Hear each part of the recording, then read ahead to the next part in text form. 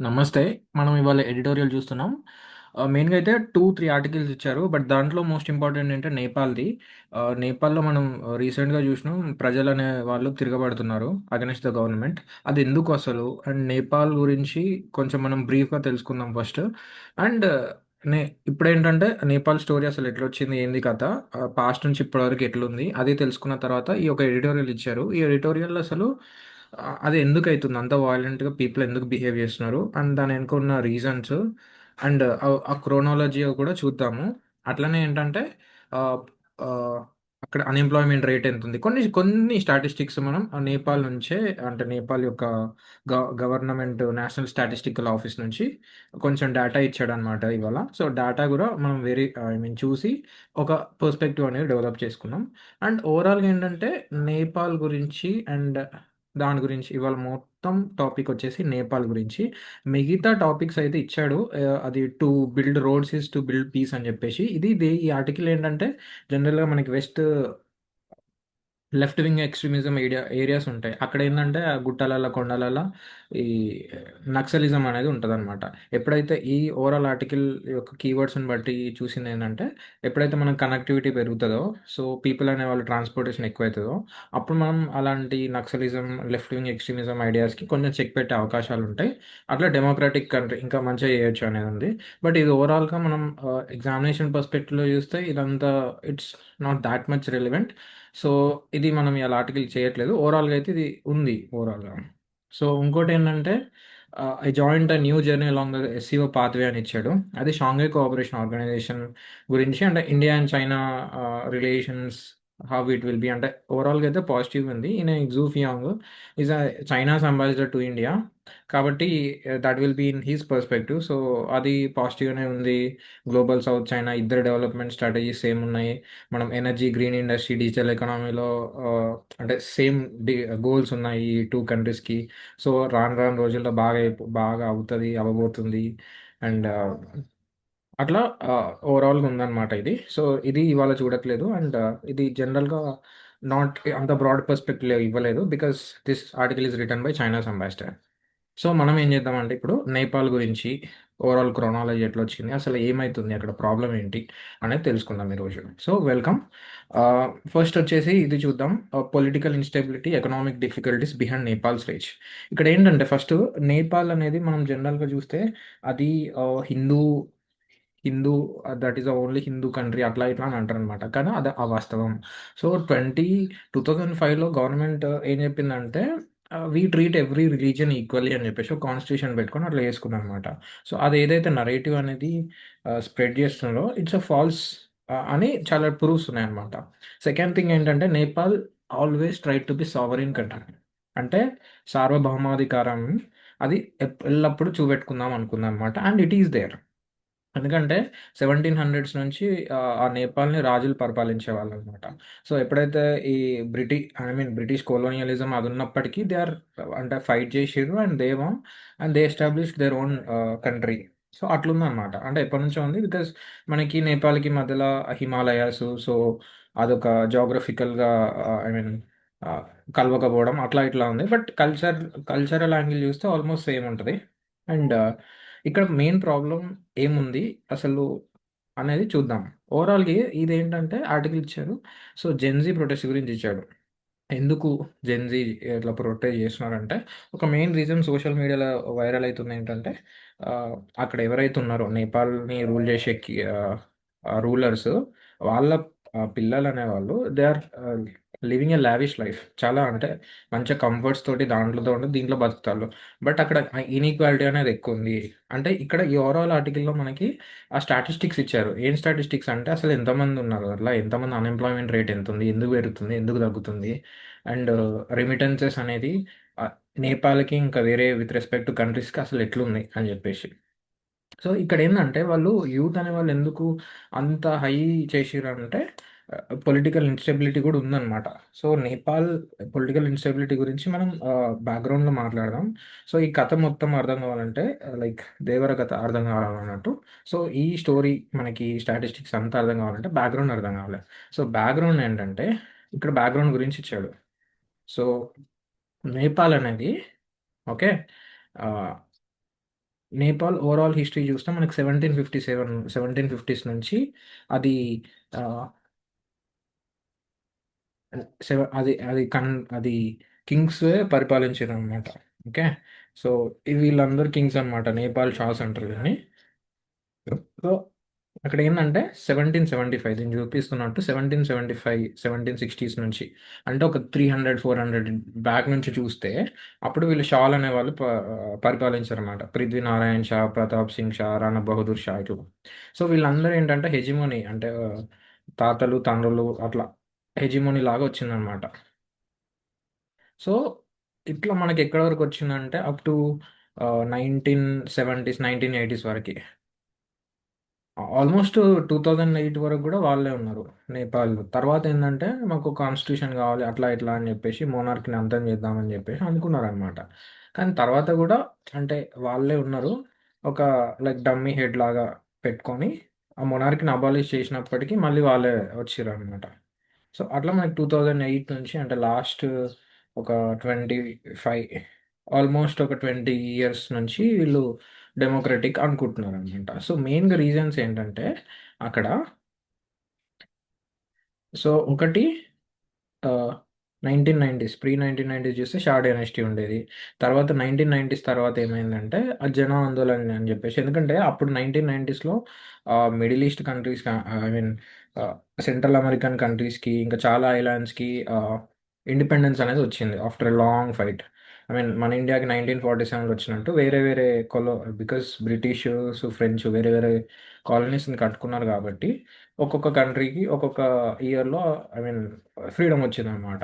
అట్లా అందరిని చూసేసి వీళ్ళకి గూడా చేద్దాం అనుకున్నారు. బట్ మల్టీ పార్టీ డెమోక్రసీ అయింది. తర్వాత 1996 నుంచి మావోయిస్ట్ అంటే చైనాలో మావో జెడాంగ్ ఇవన్నీ ఐడియాలజీస్ ఉన్నాయి కాబట్టి, సో వాటి గురించి గూడా వీళ్ళు చాలా ఇన్‌ఫ్లూయెన్స్ అయ్యారనమాట పీపుల్. సో అట్లా 10 ఇయర్స్ సివిల్ వార్ జరిగింది. సివిల్ వార్ అంటే వాళ్ళకి వాళ్ళ అంతర్యుద్ధం అనమాట. అంటే పీపుల్ ఐ మీన్ అక్కడేంటంటే స్టెబుల్ గవర్నమెంట్ లేదు. స్టెబుల్ పరిపాలన లేదనమాట. సో, అట్లా ఓవరాల్‌గా మనకి అక్కడ మళ్ళీ మనకి హిందూయిజంలో క్యాస్ట్ ఉన్నట్టు అక్కడ నేపాల్‌లో గూడా క్యాస్టు, ఎథ్నికు, రీజనలు, ట్రైబలు ఇవన్నీ ప్రాబ్లమ్స్ అనేటివి ఉన్నాయి. సో, 2006లో జన ఆందోళన్ 2 ఫేజ్ స్టార్ట్ అయింది. అప్పుడు మాసివ్ ప్రొటెస్ట్ చేసిర్రు. తర్వాత ఏమైందంటే ఇంగ 2006, 2008 ఇంగ 2008లో republic ah, I mean declaration ఇచ్చుకున్నారనమాట. మోనార్కీని అంతం చేసుకున్నారు. అండ్ 2015లో constitution of Nepal. So, federal structure పెట్టుకున్నారు. 7 ప్రావిన్సెస్ ఉంటాయి.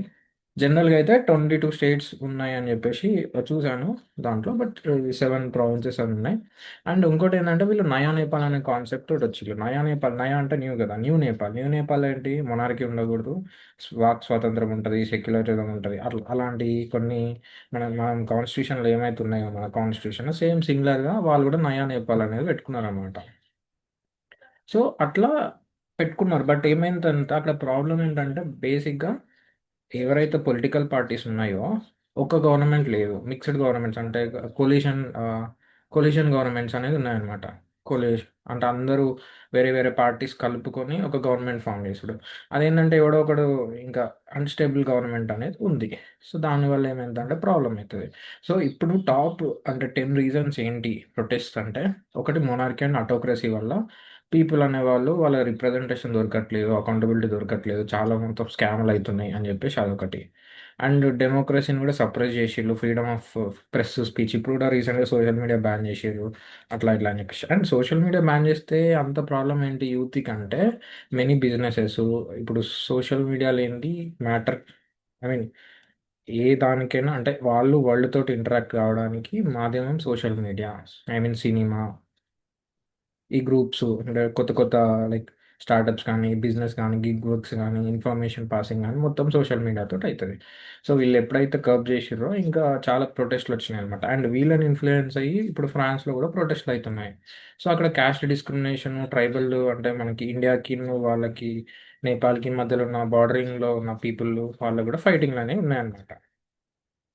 సో, ఇది ఓవరాల్ క్రోనాలజీ అండ్ ఆహ్, ఎందుకంటే గిన్ని పార్టీలున్నాయి. అండ్ వాళ్ళు ఇంకోటేంటంటే రీజను కాన్స్టిట్యూషనల్ ఎక్స్‌పెరిమెంటేషన్. అంటే ఏంటంటే, 1919 వరకేమో మల్టీ పార్టీ డెమోక్రసీ ఉంది. తర్వాత 2008లోనేమో మొనార్కీ అబాలిష్ చేసిర్రు. మళ్ళీ 2015లో అంటే న్యూ కాన్స్టిట్యూషన్ చేసిర్రు. అంటే ఒక పర్టికులర్ స్టెబిలైజేషన్ అనేది లేదనమాట. ఒక్కొక్కసారి సడన్గా గవర్నెన్స్ స్ట్రక్చర్స్ మారినప్పుడు పీపుల్‌లో ఏంటంటే రిసెంట్‌మెంట్ వచ్చి అలిసిపోయి చేస్తారు. సో, దానివల్ల ఏమైంది ప్రాబ్లమ్ వచ్చిందనమాట. పీఎం గూడా ఓవరాల్‌గా చూస్తే 2008 నుంచి 12 ప్రైమ్ మినిస్టర్‌లు చేంజ్ అయ్యారు. అంటే 12 ప్రైమ్ మినిస్టర్స్ వచ్చిర్రనమాట. సో, ఇక్కడ న్యూస్ పేపర్‌లో గూడా మనకి ఆ పా ఆహ్, నెపోటిజం అవన్నీ ఉన్నాయన్నమాట. సో, ఇప్పుడు మనం బ్యాక్ టు ఇది హిస్టారికల్ కంటెక్స్ట్ కాబట్టి, మనం ఇప్పుడు న్యూస్ పేపర్‌లో ఏముందో చూద్దాం. ఫస్ట్ ఏంటంటే రీసెంట్‌గా వీళ్ళు ప్రిజనర్స్ పెట్టిల్లు 19 మెంబర్స్‌ని చంపిర్రనమాట. ఐ మీన్ చంపేసిండు మిలిటరీ. సో, మళ్ళా KP Oli prime minister resignation ఇచ్చిండు. సో, జెన్‌జీ ప్రొటెస్ట్‌లయినాయి. అండ్ మనం చెప్పుకున్నట్టు 2005 నుంచి జన ఆందోళన అయింది. సో, అట్లా ఏమైందంటే 13 హెడ్స్ అనేవాళ్ళు ఐ మీన్ 10 ఇయర్స్ అంటే హైయెస్ట్ టెన్యూర్స్ అనమాట. అంటే ఏ ప్రపంచంలో ఏ కంట్రీస్ కూడా అంత తొందర ప్రైమ్ మినిస్టర్ చేంజ్ కాలే. యావరేజ్ వచ్చేసి 13 మంత్స్. 13 మంత్స్ అంటే 1 ఇయర్, 1 మంత్. ఒక్క ప్రైమ్ మినిస్టర్ 1 ఇయర్, 1 మంత్. మళ్ళీ ఇంకోడు మారాడు, ఇంకోడు మారాడు. ఇట్లా మారుతా అంటే ఏమైందంటే ఐడియాలజికల్ డిఫరెన్సెస్ కూడా ఉంటాయి. ఒక ప్రైమ్ మినిస్టర్ వచ్చి ఒక 4 ఇయర్స్ ఉండడు వేరు. అండ్ అదే ప్రైమ్ మినిస్టర్ ఒకడొచ్చి మళ్ళీ ఇంకో ఇయర్ ఇంకో ప్రైమ్ మినిస్టర్ వచ్చి ఇంకో ఇయర్ ఇంకోడొస్తే ఏ పాలసీస్ అక్కడ ఉండవనమాట. సో, అన్‌స్టేబుల్ ఉందనమాట. సో, అది చేయబట్టి. ఇంకోటేందంటే, ఈ నేపాల్ అనేది వేరే కంట్రీస్ రెమిటెన్సెస్ అనేది హైయెస్ట్ ఫోర్త్ అనమాట నేపాల్ రెమిటెన్స్. అంటే సగం యూత్ వేరే కంట్రీస్‌కి ఎళ్ళడం, ఇండియాకెళ్ళడం. ఇండియా నుంచి 50% వస్తే మిగతా 50% ఆఫ్ రెమిటెన్సెస్ వేరే వేరే కంట్రీస్ అంటే US, UAE, Qatar, middle east countries దాంట్లోకెళ్ళొస్తాయన్నమాట వాళ్ళకి. అట్లా గూడా. అండ్ ఇంకోటేందంటే రాష్ట్రీయ స్వతంత్ర పార్టీ కాఠ్మండు మేయర్ గూడా ఎ అదంటే ఇది చాలా అంటే ఆ ఇష్యూని హైలైట్ జేషిండనమాట. ఇది ఇప్పుడు ఇట్లా గాదు పబ్లిక్ ఆల్టర్‌నేటివ్ అనేది ఉండాలి. ఇంగా డిజాల్వ్ అని జేషిర్రు. అందరు ప్రైమ్ మినిస్టర్ రాజీనామా జేషిండు. హోమ్ మినిస్టర్ రాజీనామా జేషిర్రు. అట్లుంది. ఇంకోటేందంటే మిలిటరీ అనేది ఇప్పుడు తీసుకున్నదే. అండ్ మిలిటరీ అనేది ఎప్పుడు హ్యాండ్ ఓవర్ అన్‌స్టేబుల్ ఉన్నప్పుడు అంటే ఇప్పుడు పాకిస్తాన్ ఉందనుకో, ఆ కంట్రీ మొత్తం మిలిటరీ చేతుల్లో ఉంటది. కొరియా ఉందనుకో, మిలిటరీ చేతుల్లో ఉంటది. సో, చైనా ఉందనుకో, అంటే వేరే డిఫరెంట్ డిఫరెంట్ కంట్రీస్ మిలిటరీ అనేది ఆధీనం చేసుకుంటదనమాట. బట్ ఇక్కడ నేపాల్ అనేది ఎప్పుడు మిలిటరీ అనేది ఆధీనం చేసుకోవాలని అనుకోవట్లేదు. ఆల్వేస్ అది గవర్నమెంట్‌కి సపోర్ట్ ఇచ్చింది. ఇప్పుడు సిట్యుయేషన్స్ బ్యాడ్ అయినాయి కాబట్టి, సో, ఒక్కొక్క దగ్గర పెట్టుకుందనమాట. So, that is the reason. So, Nepal పెట్టాలని జెప్పేసి ఇది. అండ్ ఇక్కడ కింద ఆర్టికల్‌లో మనకి చెప్పినా గదా నేను. So, different different countries and పర్సెంటేజ్‌లు అవి ఇచ్చారనమాట. సో, దాని గురించి చూద్దాం. సో, ఇది రీజన్. ఇక్కడ అదే రీజన్ ఇక్కడ మొత్తం ఇచ్చాడు. పొలిటికల్ ఇన్‌స్టెబిలిటీ అది ఇది అని జెప్పేసి. అండ్ ఇప్పటివరకు ఏ ప్రైమ్ మినిస్టర్ గూడా ఫుల్ టర్మ్ జేయలేదు. అందరూ 1 ఇయర్, 1 ½ ఇయర్ ఉండి పోవడనమాట. సో, అంటే ఇట్లా వేరే కంట్రీస్ కూడా ఒక చిన్న చిన్న కంట్రీస్ సాన్ మారినో, బోస్నియా ఈ కంట్రీస్ పేర్లు కూడా ఇనలే. స్విట్జర్లాండ్ కంట్రీలో లీడర్‌షిప్ చేంజెస్ అయినాయి. బట్ ఇక్కడ అట్లా కాదు. 25 ఇయర్స్ నుంచి ఇదే ఇక చేంజ్ చేసుడు అట్లా. సో, మనకి స్టేబుల్ లేదు, డెమోక్రసీ లేదు, ఫెడరల్ గవర్నెన్స్ ఫెయిల్ అయింది. అండ్ ఏందంటే ఇక్కడ ఇన్‌ఈక్వాలిటీ అనేది చాలా ఎక్కువ. రిచ్ అండ్ పూర్ మధ్యల, రూరల్ అండ్ అర్బన్ మధ్యల, and educated and uneducated. Only Kathmandu అంటే 2 సిటీలు ఉంటాయి ప్రామినెంట్‌గా. దాంట్లో కాఠ్మండు రీజియన్‌లోనే ఎంప్లాయ్‌మెంట్ గాని, వేరే ఆపర్చునిటీస్ అనేవి ఉన్నాయి. సో, వేరే వేరే ప్లేసెస్‌లో లేవు. ఎందుకంటే అది లైక్ నేపాల్ హిమాలయాస్‌కి దగ్గర ఉంటది కాబట్టి కొండ ప్రాంతము. సో, అది కూడా ఇష్యూ ఉందన్నమాట. సో అండ్ ఇంకోటి ఇక్కడేందంటే అందుకే ఈ ఫైట్స్ స్టార్ట్ అయింది between Gen Z versus nepo kids. Nepo kids అంటే నెపోటిజం నుంచొచ్చింది. అంటే మంత్రుల పిల్లలు, రాజకీయ నాయకుల పిల్లలే వాళ్ళే మళ్ళీ రూలింగ్ జేయడం, మళ్ళీ వాళ్ళ పిల్లలే రూలింగ్ జేయడం. దాన్ని నెపో అంటారనమాట. సో, నెపో కిడ్స్ అంటే వాళ్ళనమాట. సో, వాళ్ళేం జేస్తున్నారు సోషల్ మీడియాలో హైలైట్ ఐ మీన్ మంచి లావిష్ లైఫ్‌తో ఉండడం, కాస్ట్‌లీ బట్టలేసుకోవడం, కాస్ట్‌లీ థింగ్స్‌ని వాడడం. అవి జూసి ఏందంటే ఇంత ఇన్‌ఈక్వాలిటీగా వాళ్ళకేమో అంత బట్టలేసుకొని తిరుగుతారు. మాకేమో లైక్ చేతికి చిప్పిస్తారా అని జెప్పేసి పీపుల్ అనేవాళ్ళు ప్రొటెస్టింగ్ స్టార్ట్ జేషిర్రు. సో, ఇక్కడ జూస్తే మనకి నేపాల్ ఓవరాల్ అన్‌ఎంప్లాయ్‌మెంట్ 12.5% ఇది అకార్డింగ్ టు గవర్నమెంట్ స్టాటిస్టిక్స్. కానీ అది అంటే ఇప్పుడు ప్రస్తుతానికి ఏమైందంటే 22.7% రీచ్ అయింది. అంటే చాలా ఎక్కువ పెరిగిపోతుందన్నమాట. ఓకే. అండ్ అది నార్మల్‌గా ఒకటే డైమెన్షన్ లేదు. That is multiple dimension. చాలామంది అన్‌ఎంప్లాయిడే ఉన్నారు. అంటే ఇంకోటేంటంటే సగం మంది ఎవరైతే హౌస్ హోల్డ్స్ ఉంటారో సగం మంది మగోళ్ళు బయటకు పోయి పని చేసుకుంటారనమాట నేపాల్‌లో. సో, వాళ్ళ సొంత ల్యాండ్‌లో ఆపర్చునిటీస్ అనేది లేవు. అండ్ ఇంకోటి అగ్రికల్చర్ గూడా మనకి కొంచెం కోల్డెస్ట్ రీజియన్స్ జియోగ్రఫికల్ చూస్తే కాబట్టి అగ్రికల్చర్ గూడా అంత not developed. So, and labour force participation గూడా చాలా తక్కువుంది. రిలవెంట్ ఆపర్చునిటీస్ లేవు. అండ్ ఓన్లీ అంటే మోస్ట్‌లీ టూరిజం మీద వాళ్ళు డిపెండ్ అయ్యి ఉంటారు. అంటే ఎవరైతే టూరిస్ట్‌లు వచ్చి ఇది హిమాలయన్ ట్రెక్కింగ్ చేస్తారో వాళ్ళు చాలా ఐ మీన్ మనీ కట్టాలన్నమాట గవర్నమెంట్‌కి. సో, అట్లనే పైసలనేది రెవెన్యూ అనేది ఎక్కువ జనరేట్ అయితది గవర్నమెంట్‌కి బేసిక్‌గా. అండ్ ఒక 4 మెంబర్స్ మేల్స్ ఉంటే నేపాల్‌లో దాంట్లో 1 మెంబరు అసలు ఇంట్లోనే ఉండడనమాట. బయటనే ఉంటాడు ఎప్పటికి. And female headed house holds అనేది చాలా ఇంక్రీజ్ అయినాయి. ఒకప్పుడు 100లో 13 మందుంటే ఇప్పుడు 140 ఫ్యామిలీకి అంటే హెడ్ ఫీమేలే ఉంటుంది. అంటే mother are sister whatever. And rural ఏరియాలో ఇది ఇంకా వరస్ట్ ఉందనమాట. 20% ఆఫ్ రూరల్ పాపులేషన్ అవే ఉంటారు. అంటే వాళ్ళు పుట్టిన ప్లేస్‌కి ఇంకా ఎక్కడికో పోయి ఏదో చేసుకుంటున్నారనమాట. అండ్ సో, ఇక్కడ డిఫరెంట్ డిఫరెంట్ రీజియన్స్‌లో ఉన్నదనమాట. అండ్ 15-29 ఇయర్స్ ఉన్నోళ్ళు అంటే young population, young working population అనేది అరౌండ్ 56% ఆఫ్ మేల్స్ అనేవాళ్ళు అబ్సెంట్ అయ్యి ఉన్నారనమాట. అండ్ ఇంకోటేంటంటే ఇక్కడ 23.4 నుంచి 76%కి పెరిగింది. అండ్ రెమిటెన్సెస్ గూడా 33% ఆఫ్ టోటల్ ఇన్‌కమ్. అంటే రూ. 100 నేపాల్‌కొస్తుందంటే దాంట్లో రూ. 33 రెమిటెన్సెస్ అంటే వేరే కంట్రీ నుంచి ఆ కంట్రీకి ట్రాన్స్‌ఫర్ అయిన అమౌంట్ అనమాట. ఐ మీన్ పీపుల్ వేరే దగ్గరికి పోతారు గదా! నేపాలీస్. సో, వాళ్ళు వాళ్ళ సొంత దేశానికి పంపించే ఐ మీన్ పైసలు. అది దేని రూపంలో అయినా గానీ. సో, అది. అండ్ ఇట్లా మనకి మైగ్రెంట్స్ గూడా చాలా పెరిగిల్లు. ఇంటర్నల్ మైగ్రెంట్స్ ఉన్నాయి. అండ్ ఇక్కడ జూస్తే వాళ్ళకి కరెంట్ రెమిటెన్సెస్ ఖతార్ నుంచి 10%, సౌదీ అరేబియా నుంచి 9%. అంటే ఖతార్ నుంచి ఒక రూ. 10 వస్తున్నాయి. సౌదీ అరేబియా నుంచి ఒక రూ. 9, మలేషియా నుంచి ఒక రూ. 8.5 అండ్ యూఏఈ నుంచి రూ. 7. యావరేజ్‌గా ఒక రూ. 8 అనేది Malaysia or Saudi Arabia, Qatar నుంచి వస్తుంది. అండ్ నాన్ ఇండియన్ డెస్టినేషన్స్ ఇవి. మళ్ళీ ఇండియన్ డెస్టినేషన్స్ ఎక్కువ మంది ఇండియాలో బతుకుతారు. బికాజ్ అది వాళ్ళు నేపాలీస్ ఇండియాలో ఉండడానికి ఏ కార్డులు అవసరం లేదు. పాస్‌పోర్ట్‌లు అవి గూడా అవసరం లేదు. సో, అట్లుందనమాట. And it's a friendly country. Ah, fourth largest అంట నేపాల్. సో, ఇవన్నీ స్టాటిస్టిక్స్ చూస్తే ah, mostly world fourth most relevant and world's highest level of political instability నేపాల్‌లో ఉందనమాట. సో, అండ్ ఇంకోటేందంటే వేరే కంట్రీస్‌కి, ఈ కంట్రీస్‌కి కంపేర్ చేస్తే వేరే కంట్రీలో ఇన్‌స్టెబిలిటీ ఎందుకొస్తదంటే ఒకటి పవర్ అండ్ రిలీజియన్ డైనమిక్స్. అంటే ఇప్పుడు సపోజ్ ఆఫ్ఘనిస్తాన్ తీసుకోండి మీరు. వాళ్ళకేందంటే religion I mean Islamic radicalism అది ఎక్కువుంటది.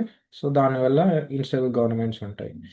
అండ్ సో, శ్రీలంకకి ఫినాన్షియల్‌గా మళ్ళీ ఈ రిలీజియన్ థింగ్, ఎథ్నిక్ థింగ్ అనేది ఉంది. ప్రతి కంట్రీలో ఉంది. And now these days it was increasing. So, 10 years చూసుకుంటే నేపాల్‌లో 25 ఐ మీన్ ఒక 20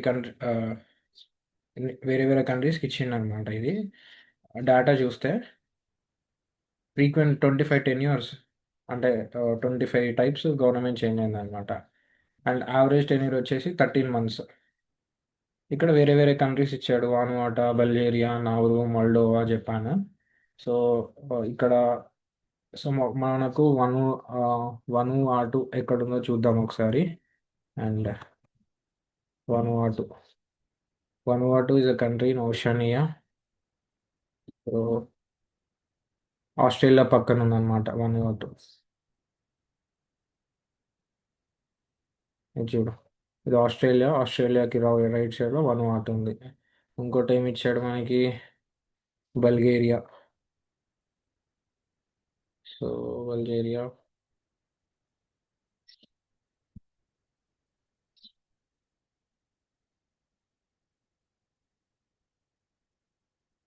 గ్రీస్, బల్గేరియా, రొమానియా.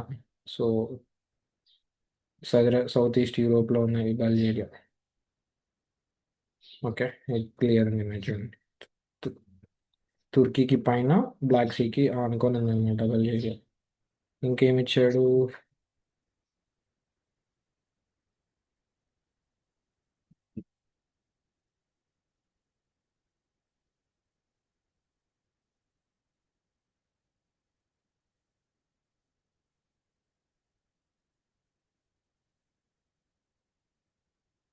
ఉమ్, నౌరు. నెక్స్ట్ నౌరు ఇచ్చాడు. నౌరు ఇక్కడ ఉంది చూద్దాం. ఇది ఎందుకు సెర్చ్ చేస్తున్నా అంటే కరెక్ట్ లొకేషన్ అనేది మీకు చూపించడానికి, ప్లస్ రివిజన్ లాగా కూడా అవుతుంది మీకు కూడా. ఒకవేళ తెలిసి ఉంటే మీకు అది ఎక్కడ ఉందో గుర్తుంటుంది. సో నౌరు ఆస్ట్రేలియాకి రైట్ సైడ్లో, పాపు న్యూ గినియాకి పక్కన ఉంది, మార్షల్ ఐలాండ్స్కి నియరెస్ట్ ఉంది, కిరిబారికి దగ్గర ఉంది అనమాట. ఇది కిరిబాటి కాదు, కిరిబారి ప్రొనౌన్సియేషన్. అదొకటి. నెక్స్ట్ ఇంకేం కంట్రీ ఇచ్చాడు? మాల్డోవా. సో తెలుసా మాల్డోవా ఎక్కడ ఉందో మీకు? మాల్డోవా చూద్దాం ఎక్కడ ఉందో. మాల్డోవా యూరోప్లో ఉంది. ఇక్కడ చూడు, మాల్డోవా అనేది యుక్రెయిన్ ఆనుకొని ఉంది, రొమానియా ఆనుకొని ఉంది అనమాట. సో ఇంకోటి ఏమి ఇచ్చాడు? జపాన్. జపాన్ ఎక్కడ ఉందో మీకు తెలుసు, చైనా పక్కన ఉంటుంది జపాన్. సో ఇక్కడ అన్ఎంప్లాయ్మెంట్ రేట్ చూస్తే 22.7%, 15 to 24 ఏజ్ ఉన్న వాళ్ళు, అండ్ మిగతా ఏజ్ ఉందన్నమాట. సో అది మొత్తం స్టోరీ. ఇంకా అది డైనమిక్స్ ఎవాల్వ్ అవుతుంది, సిచ్యువేషన్స్ అనేది. మినిస్టర్స్ రాజీనామా చేస్తున్నారు, మిలిటరీ. ఇక్కడ వాడి పేపర్లో చూస్తే పైన మిలిటరీ అనేది, మిలిటరీ రూల్ పెట్టడము, army takes charge of security Nepal's uneasy calm returns అని చెప్పేసి. అంటే అంత ఈజీ కాదు కామ్ తెచ్చుడు, అంత పీపుల్ అనే వాళ్ళు చాలా అగ్రెసివ్ అయిపోయారు. సో అట్లా అని చెప్పేసి. సో ఇప్పుడు ఎవరైతే టూరిస్ట్ పిలిగ్రిమ్స్ వెళ్ళో, సో గవర్నమెంట్ అనేది చూస్తుంది how to safeguard them అన్నట్టు. So that is all about Nepal. అంటే మిగతా న్యూస్ అనేది it's not relevant as today. ఒకసారి స్క్రోల్ చేస్తున్నా చూడండి. ఆ, అన్ని పొలిటికల్ న్యూస్ ఇచ్చాడు, అండ్ వర్షాకాలము ప్రాబ్లమ్స్ అదే ఉంది న్యూస్ పేపర్లో ఓవరాల్గా. సో ఇక్కడ ఇక్కడ చూస్తే మనకి ఫ్రాన్స్ మీద కూడా, ఫ్రాన్స్ ప్రజలు కూడా తిరుగుబాటు చేస్తున్నారు అనమాట. సో అక్కడ కూడా అన్స్టేబుల్ ఉంది situation. And Israel, Hamas, Yemen, Houthis ఇవన్నీ జరుగుతూనే ఉంటాయి. So that's all about today's editorial. Thanks for watching. See you tomorrow. Bye.